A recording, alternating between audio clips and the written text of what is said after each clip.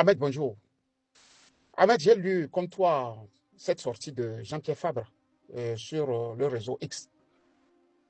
Et ça ne m'a pas étonné.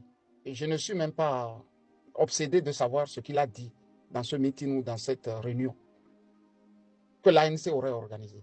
Je ne sais pas quand il a organisé ça ou bien c'est où, comment ça s'est passé. Pour être franc, je ne sais pas.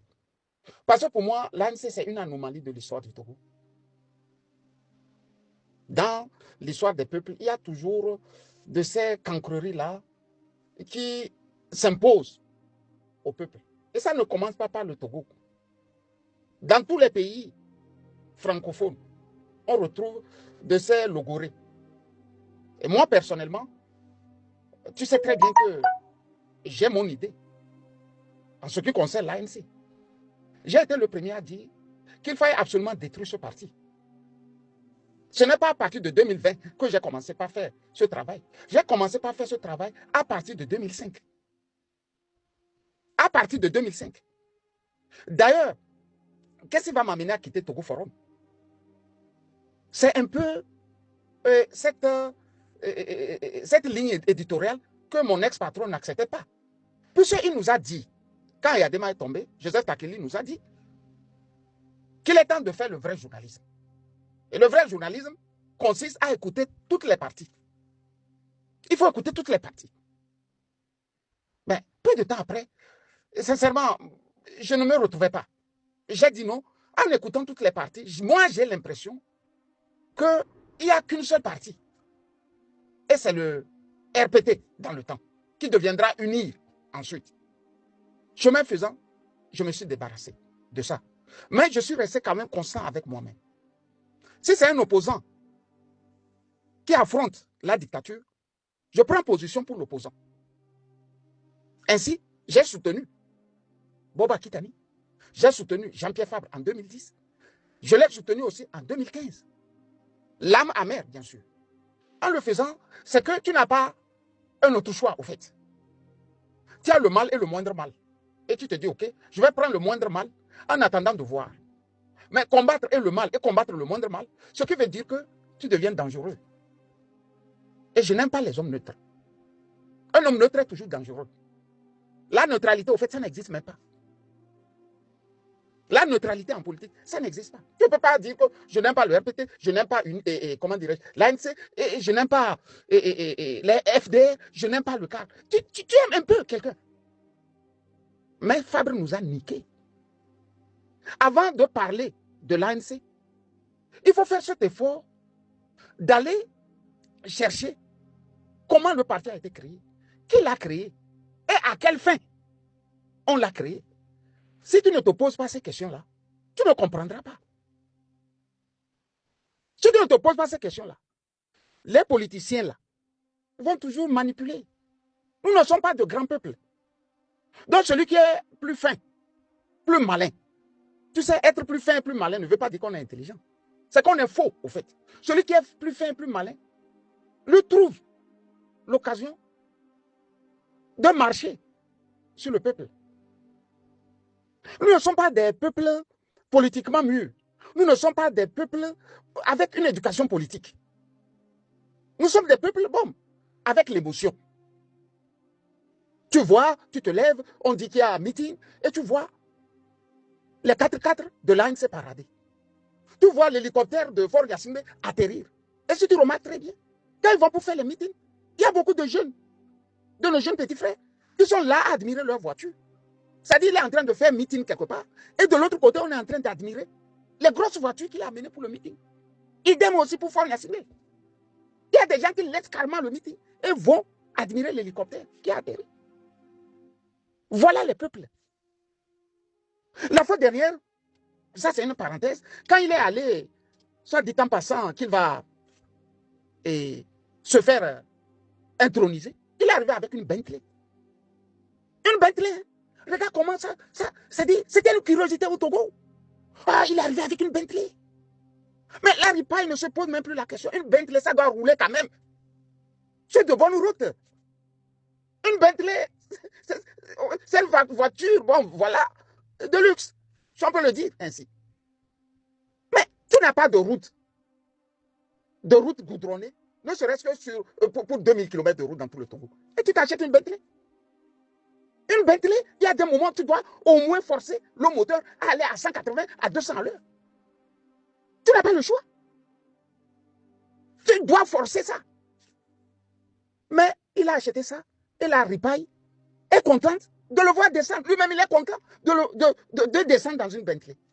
Là où Thomas Sankara exigeait que ces ministres roulent dans des Peugeot 205. Et tu vois, donc c'était une parenthèse pour te dire que ce soit le RPT uni ou bien l'ANC, ce sont les anomalies de l'histoire du Togo.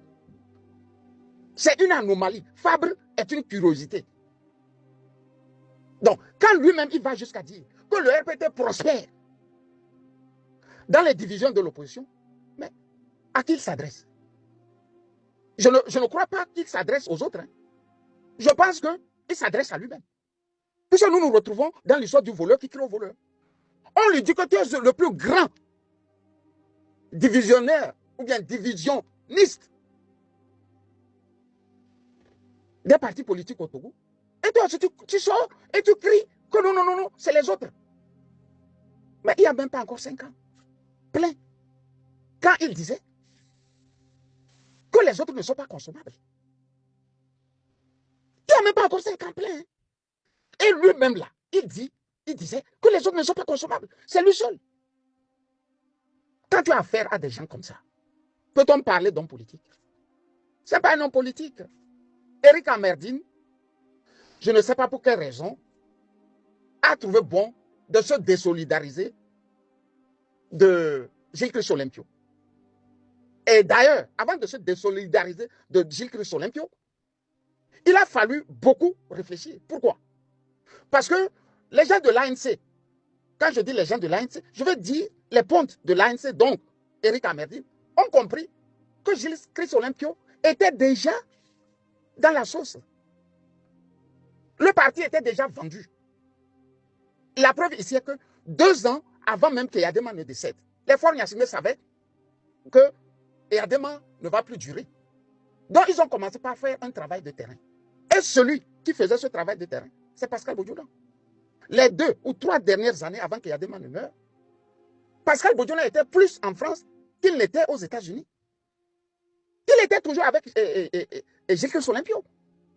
Il fallait tout faire pour qu'à la mort de Yadema, l'UFC soit suffisamment affaibli. Et c'est ce que nous avons vu. C'est ce que nous avons vu. Ce qui va se passer est que Eric Amerdine, peut-être dans un sursaut d'orgueil, dans un sursaut de fierté ou de nationalisme, s'est dit non, il faut se désolidariser de ce monsieur. Mais quand il se désolidarise et il crée l'ANC, mais Eric Amerdine ne pouvait pas comprendre lui aussi qu'il y avait déjà des taupes. Et la plus grande taupe de l'ANC, c'était Feu Bankou Lamouchon. J'ai eu à le dire, de son vivant. De son vivant. N'allez toujours pas loin. Hein. La pomme ne tombe jamais loin du pommier. Vous voyez que c'est les Lansons là qui nous fatiguent maintenant. Quand je dis les Lansons, ceux-là qui nous fatiguent sont bien là. Je ne parle pas de Lanson Sedoufia avec lequel moi j'ai été à l'école. Il n'a rien à faire avec les Lansons. Je vous parle des Lansons malins, fins. Je vous parle des Lansons malins et fins. Être malin et fin ne veut pas dire être intelligent. Ça veut dire être faux, être cupide, être dangereux. C'est ça la finesse. C'est ça la malice. Vous voyez que c'est la suite logique. Couplé aux acquéreurs, aux amoureux ou je ne sais quoi. On en parlera, on reviendra assez à mettre sur ça. Mais pour le moment, comme tu voudrais absolument que je te dise ce que je pense, j'ai voulu te dire ici que l'ANC pour moi c'est une anomalie. C'est une anomalie. Ça ne devrait pas arriver au Togo. Mais il y a des choses, tu ne peux pas les bloquer. À la fin, il y aura toujours les nostalgiques et les irréductibles. Ce sont ces irréductibles-là qui s'en prennent maintenant à Nathanaël Olympio. C'est les irréductibles et les nostalgiques qui s'en prennent à lui. Et les irréductibles, on les retrouve partout. Le 9 mai dernier, on a vu les irréductibles du communisme parader aussi sur la place rouge. Il ne faut pas 3%, 4%, mais ils paradent, ils croient dur comme fer que le communisme doit survivre. Dans la religion, je peux donner un exemple très simple, très proche de moi. J'ai un collègue de travail qui m'a toujours annonné, écoute Camus, écoute Ali, Dieu n'existe pas. Dieu, c'est une fantaisie des humains. Je dis comment? Il y a 2 ans, il a été diagnostiqué de cancer au stade terminal. Je suis allé le voir à la maison et je lui ai dit, tu sais, garçon, il faut beaucoup prier. Cher ami, il faut beaucoup prier. Il m'a dit, Ali, arrête-moi ça. Dieu n'existe pas. Mais moi, je pensais que comme il est malade, il va quand même se donner au bon Dieu. Il va quand même se dire que bon, il y a quelqu'un de plus fort, de plus puissant que les humains. Il m'a donné un cours sur l'inexistence de Dieu, avec des exemples. C'est ça, un irréductible.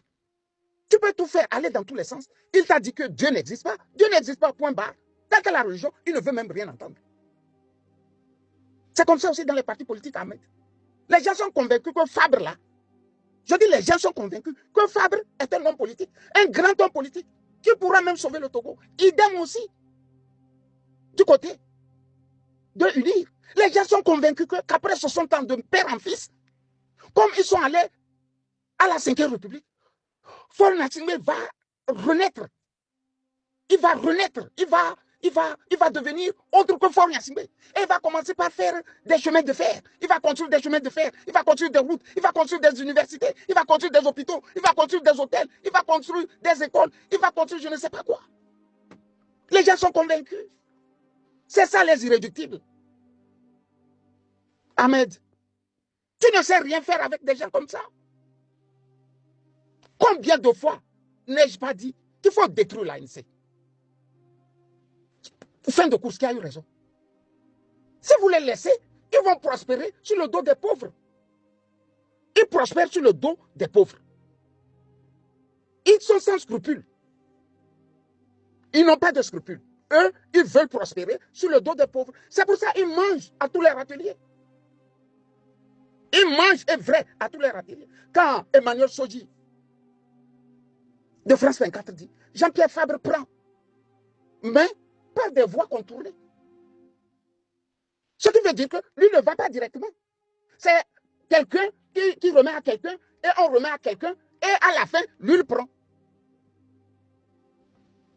Je me rappelle comme hier, quand ce ministre de UNI m'a fait asseoir, m'a dit, écoute, dis-moi quand même, comme nous sommes mauvais là, tu peux nous dire où est-ce que Jean-Pierre Fabre, lui, il a trouvé l'argent? Où est-ce que sa mère a trouvé l'argent pour avoir 2 appartements en France? J'étais tombé des nues. J'étais tombé des nues. Les gens vont toujours profiter. Je dis les gens vont toujours profiter du Togo et de faire du Togo un pays qui devient comme, c'est pas, un guichet automatique.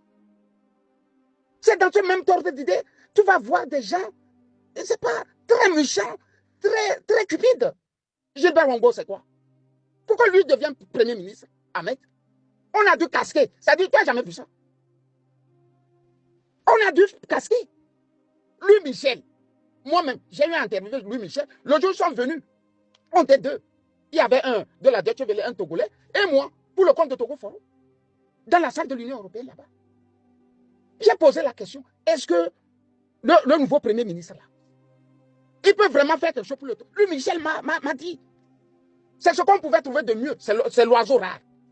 Chemin faisant, je me retrouve nez à nez avec une histoire de 200 000 qu'on devrait lui mettre ici et tout dessus dans le compte avant qu'il ne quitte son poste. Je dis 200 000 euros qu'on doit mettre dans son compte d'abord. Il est vivant, moi je suis vivant. Il ne peut pas démentir ça, ce n'est pas possible. Lui veut devenir Premier ministre. On prend l'argent des Togolais, on lui met d'abord dans le compte. Parce qu'il fallait tout faire pour présenter au peuple togolais des gens neufs. Il a donné, je ne sais pas, ce qu'il voudrait dans le contrat.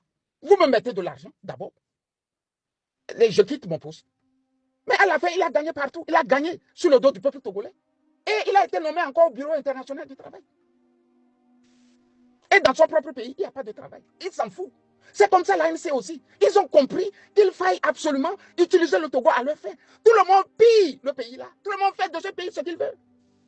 Vous allez faire quoi avec Jean-Pierre Fabre? Vous allez faire quoi avec des gens comme ça? Quand on dit, ils disent que nous sommes contre eux. Ils lâchent quelques brebis contre nous. Et puis eux nous font la fête. Et les autres sont en train de voler. Les autres sont en train de voler. Regardez comment ils ont créé le parti là. Qui a financé ça? Qui a financé? Allez voir Pascal Bodjouna. Vous comprendrez beaucoup de choses. Comment est-ce qu'un ministre comme Gilbert Bawara peut sortir dire que Fon Yassimbe avait beaucoup de sympathie pour faire Bankou Lanso? Comment vous pouvez m'expliquer que cadre de l'ANC, M. Bamba, nous disent aux Togolais que non, on n'a qu'à laisser Bankou tranquille. Il ne faut pas le critiquer parce que c'est son père qui avait été à la base de la construction du CHU de Lomé. Donc, quand ton père a été à la base de quelque chose, toi, tu as le certificat de tout faire. Voilà. Ils sont là, ils ne savent même plus où aller. Tout honte bu, il dit que bon, le Togo, c'est pas le parti uni prospère parce que les partis politiques ne s'entendent pas. Mais lui, c'est pas tout métissé là. Il a du mépris contre tout ce qui est noir, non? Tout ce qui est nègre. Non? Lui, métissé, sa femme métissée. Au milieu des nègres, c'est les blancs. Donc quand on t'envoie chez Dieu là, Dieu n'est pas là, tu remets la commission à Jean-Pierre Fabre et à sa femme. Parce qu'au Togo là, si on t'envoie chez Dieu, Dieu n'est pas là. Tu remets la commission à Jean-Pierre Fabre et à sa femme. Parce qu'eux sont blancs. Et ils ont profité avec la dictature pour noyer le Togo davantage. Sinon, comment pouvez-vous comprendre? Vous prenez le parti en 2005. En 2005, il y avait des têtes comme Antoine Bodjouna, comme Amanya Singé. Antoine Bodjouna et Amanya Singé. Vous les forcez même à quitter le parti. Madame Beleyi. Les tenors comme ça, vous les forcez, ils quittent le parti. Ils quittent le parti. Et vous faites le centre du parti à Lomé. Vous êtes là à Lomé, vous tournez à Lomé, vous tournez à Lomé, vous tournez à Lomé, tournez à Lomé, tournez à Lomé. Et à la fin, vous nous dites que vous voulez faire du Togo un parti, c'est pas un grand pays démocratique. C'est comme ça qu'on fait un grand parti démocratique. C'est comme ça qu'on fait un parti démocratique. Donc, pour te dire que on ne trouvera pas la formule hein, à Ahmed. Il faut passer à un second paradigme au Togo, où les partis politiques, là, il faut les noyauter et chasser le dictateur. Parce qu'aucun parti politique ne pourra sauver le Togo. Ça, je te le dis. Si quelqu'un sort encore et dit qu'il veut aller à une élection, si les Togolais ont encore la capacité de combattre, laisser carrément le RPT unir et combattre les partis politiques, là, nous allons y aider. Il faut aider à ça. Parce que Jean-Pierre Fabre veut aller aux élections municipales. Oh, les gens là. Je vous ai parlé d'une bourgeoisie, une petite bourgeoisie côtière. Ahmed, on m'a insulté. On m'a insulté. Ils sont convaincus qu'ils ne peuvent pas diriger. Donc, ils vont se résoudre à accepter leur rôle de second best. Les bons deuxièmes. Et en bon deuxième, ils bouffent tranquille. Et puis, le peuple n'a pas à les critiquer. Non, le peuple n'a pas à les critiquer. C'est les second best. Ils sont là. Ils bouffent. On ne les critique pas. D'ailleurs, c'est eux encore qui critiquent. Et la dictature aime ça. Parce que si c'est avec les Jean-Pierre Fabre, ça peut durer 100 ans, 200 ans, avec la dictature. C'est pour ça un stratège du RPTI, dans le temps, est allé voir le commandant François Boko. Il lui dit, le jour où on aura l'UFC dans nos rangs, on dirigera le Togo pour des siècles et des siècles. Nous y sommes. Ils ont eu l'UFC dans leur rang en 2005. Et les résidus de l'UFC, c'est l'ANC. Dans les résidus là, il y avait aussi les tops. Fin de course, ils ont eu et l'ANC et l'UFC. Tu vois bien qu'ils sont en train de diriger. Si on ne les stoppe pas, ils vont faire vraiment les siècles et les siècles là, dont parlait le stratège là. Tu vois? Moi, on m'a insulté. Que ce soit Francis Pedro, que ce soit tous les cadres, même, comment vous l'appelez, les Eric Dupuis. Tout le monde a voulu ma peau. Tout le monde a voulu faire ma peau. À cause des vérités que je disais. Tu te rappelles, on m'a traité de petit, qu'on manipulait. En 2020, quand on me traitait comme ça, moi j'avais 50 ans. Mais ceux qui me traitaient comme ça avaient leurs enfants qui n'ont pas mon âge. Même leurs aînés n'avaient pas mon âge. Je ne sais pas, je suis allé plus à l'école que leurs enfants. Mais leurs enfants grandissent, ils travaillent. Mais les enfants des autres ne grandissent pas. Ils sont toujours des petits qu'on manipule. Et ça, avec moi, ça ne passe pas. Quand j'ai dit ça, j'ai voulu te souhaiter. Jean-Pierre Fabre, président de l'Alliance nationale pour le changement, ANC, et Nathaniel Olympio, président du Parti des Togolais, sont deux figures majeures de l'opposition togolaise. Cependant, des divergences profondes ont émergé entre eux, exacerbant les tensions au sein de l'opposition. Origine des tensions. Lors du congrès de l'ANC en mai 2025, Jean-Pierre Fabre a exprimé sa frustration face aux divisions internes de l'opposition, déclarant que le système RPT Unir prospère sur nos querelles. En réponse, Nathaniel Olympio a critiqué le leadership de Fabre, l'accusant d'être un obstacle à la lutte politique en raison de l'incohérence de ses choix et de la poursuite d'intérêts partisans au détriment de l'intérêt général. République togolaise. Ces désaccords ont fragilisé davantage l'opposition togolaise, rendant difficile la formation d'un front uni contre le régime en place. La fragmentation actuelle compromet les chances d'une alternance politique, notamment à l'approche des élections municipales de juillet 2025. Pour surmonter ces divisions, il serait essentiel que les leaders de l'opposition mettent de côté leurs différends personnels et s'engagent dans un dialogue constructif visant à l'unité. Une opposition unie pourrait renforcer sa position face au pouvoir en place et offrir une alternative crédible aux électeurs togolais.